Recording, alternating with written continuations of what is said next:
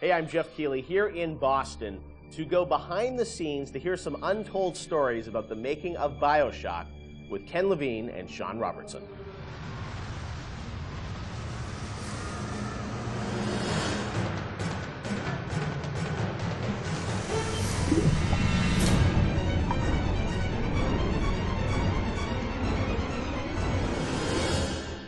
Let's talk a bit about the theme and setting of Bioshock, Rapture. And I think a lot of people, when they played the game for the first time, Ken, they wondered, how did you even dream up this place? And I know you said publicly before that part of the reason you sort of, what led you to Rapture was this idea of fully simulating a place. Tell us about that sort of idea and the frustrations you had with other games where you sort of hit a bound. I think our philosophy was always to do what we were doing 100% rather than try to do something bigger and do it 50% or 40%. So one of the ideas of, and this sort of came from System Shock 2 as well, where you focus on an area that you can really bring to life and you kind of eliminate the questions of, well, why can't I go over the bridge to New Jersey? So we were able to really make a place, I think, that felt believable and real, even though in actuality it was really quite limited. But we just sort of dressed it with all these buildings outside that were all, were all basically glorified fakes. Let the story drive what we needed to show rather than some kind of like predetermined map which we set down, which is a little different than like System Shock 2, where we actually mapped a spaceship out deck by deck. Yeah. Because I don't know what the philosophy felt a little different there, because you want to feel like a real spaceship that was sort of stacked on top of each other. Rapture was free to sprawl across the ocean floor. Although you guys originally, Sean, were talking about doing this game on a sort of spaceship again, right? Yeah, when we first started talking about what the spiritual successor to System Shock 2 was going to be, Spaceship came up, but again, we wanted a limited environment, and we didn't necessarily want to do Spaceship again. And our first actual exploration of this space was underwater, but ultimately ended up looking like a spaceship. It just happened to have a couple of seaweed fronds outside. And that started to push us towards what artistic statement that we wanted to make this look different, and what rules we were going to set for the world. How at every turn we were going to try to remind the player that they were in fact underwater and that this wasn't a spaceship. And how, like, underwater, we obviously know you did underwater, then sitting in the sky, like where did you come with the idea of like doing this underwater? I think there was probably a conversation. It's like, well, what kind of places could be cut off from other places? Yeah. Like, well, spaceship, summer camp, any island notion, right? Something that's cut off from the rest of the world. Yeah. So you never felt like you should be able to go over that bridge to New Jersey. I don't want to apply some deep and meaningful conversation. I think it was one of those ideas that you just kind of say, and then everybody's, that sounds cool. Let's try that. Let's go for it. And I think it lended itself to having very nice views out the window without having to build an insane amount of unique assets. Right. By today's standards, we still were a small team back then. And there's an expectation that because you're underwater, the view distances are going to be short, so you can really kind of fade out into the fog at a short distance and not have the expectation that, why can't I see forever? So there's a lot of limitations in a good way that we put on ourselves by being underwater, as opposed to, like, if you're on a cruise ship, then you'd expect to see across the water, and we'd have to deal with that. Same thing with an island. Or a city in the sky. Yeah, exactly. Which was a lot more complicated, yeah. So you came up with the idea of, let's do this underwater, let's do this sort of isolated place. Then you had to answer the question of, why would someone build this? Is that sort of how it worked, sort of order of operations? You then had to come up with a story to explain?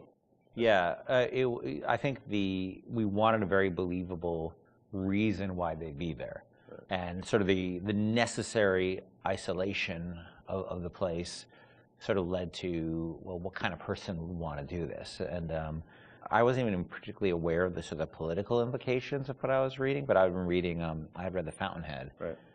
By Ayn Rand, and I mostly thought it was an interesting story. Like, I didn't realize that people were sort of basing their sort of political lives around it, because I wasn't that tuned in to that stuff at that point. And so, but I love the dialogue and the kind of speechifying in it, because you can see a video game character speaking with that kind of certainty and that kind of confident philosophy.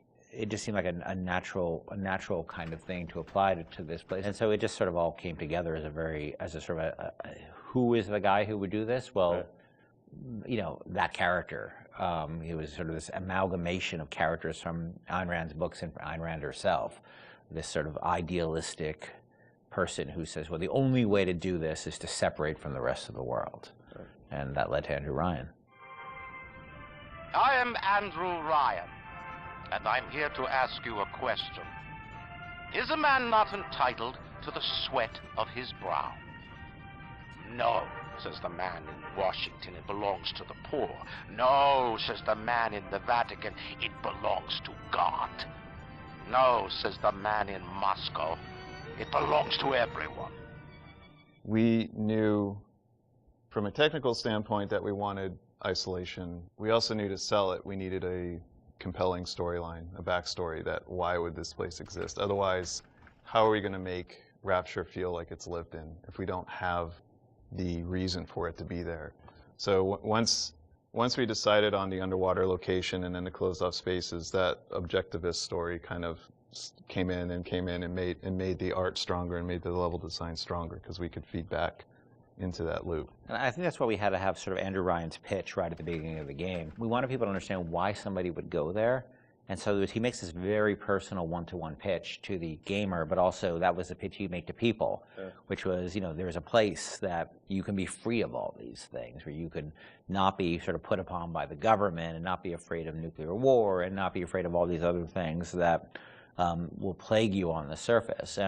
We wanted that pitch to sort of resonate and make sense, because that's, otherwise by the time you got there you'd be like, well, this place is just fantasy, nobody would ever come here. And that the beauty of the place also was also tied into that. It had to be a very attractive proposition, or people who would believe that people would go leave their lives and go to the bottom of the ocean. I'm sure in some ways you had to convince the team and enroll them in your sort of vision of who this character was going to be and what the setting was going to be. How did that work, Sean? I mean, did Ken come in and say, hey, I've been reading these books, and I think we could sort of... I believe he just came in one day on a horse and said, Ayn Rand, everybody read The Fountainhead. Exactly. I bought 30 copies of it. Yeah, I think, here's a 2,000-page book or something. Yeah. Go read it. I mean, it really is more organic. Like I said, we knew that we had this location, and you struggle to fill it with stories, and you struggle to find meaning of why does this place exist? What's my motivation? And as Ken started to explore Ayn Rand a little more and started talking to us about it, and we were having that conversation, and it's like, oh, this could totally work. Like, this is exciting. Like, this is something that really hasn't been done in a video game before. And if we had flipped it and come up with the idea first before the location, I don't think we would have really been that excited about it. But we had a location, and now we're trying to fill it with that story, and because of the order of operation there, you start to get excited, like, oh, I could totally make this work. This is going to really make it feel like a lived-in space. As you think of sort of the the setting, and you think of maybe a character or something, was there a moment that you think back, it's like, oh, like right then and there, like I got excited when you attached the Ayn Rand For me, it was going to Rockefeller Center and seeing the visual. So I told this story before, but my wife and I were in New York, and we went to Rockefeller Center, which was, if you go to Rockefeller Center, it basically looks exactly like Rapture. It's because every building, you're sort of encircled. It's this block in New York, or a couple of blocks in New York, where Radio City Music Hall is, and where 30 Rockefeller Plazas, where you see that show 30 Rock, and the ice skating rink, and where they put the Christmas tree, and it's this very iconic location. But what's cool about it, it's all one, unlike the rest of the city. Everywhere you look, it's one architectural style. It's Art Deco, and it's very iconic Art Deco. And my wife and I were there, and we were sort of working on the game, and we didn't have a visual style. And all of a sudden, I started looking around, and I said, oh, this could be a visual for the game. Also, the geometry of it was actually quite conducive to making a video game, because it wasn't overly complicated geometry. Art Deco is quite bold and simple. Bold and geometric, and simple.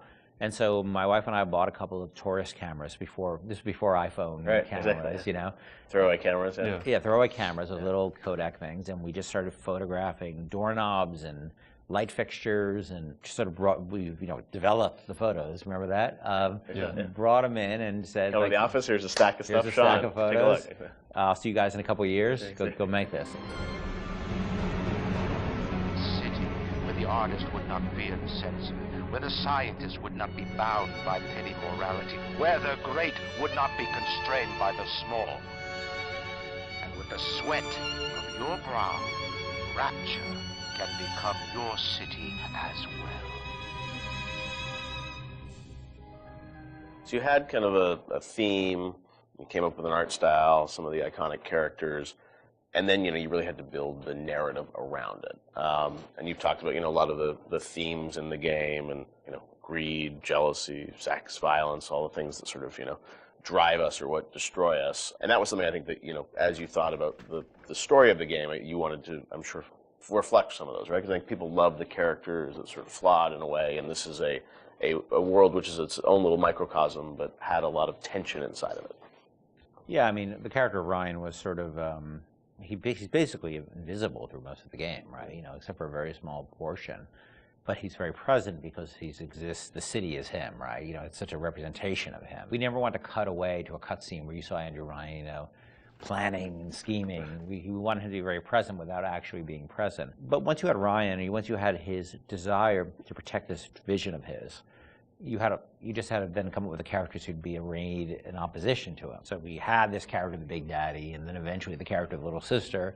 And so characters like Tenenbaum came along, like, here's a person who's in opposition to him for this reason. And then you have, for more noble reasons. And then you have a character like Atlas, who's much more cynical opposition. Once we had all those characters arrayed, we're like, well, who are you?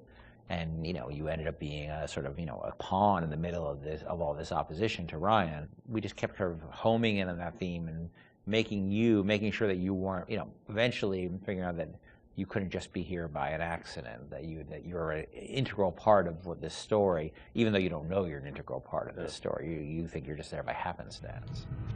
Look, Mr. Bubbles, it's an angel. I can see light coming from his belly. Wait a minute, he's still breathing. It's all right. I know he'll be an angel soon.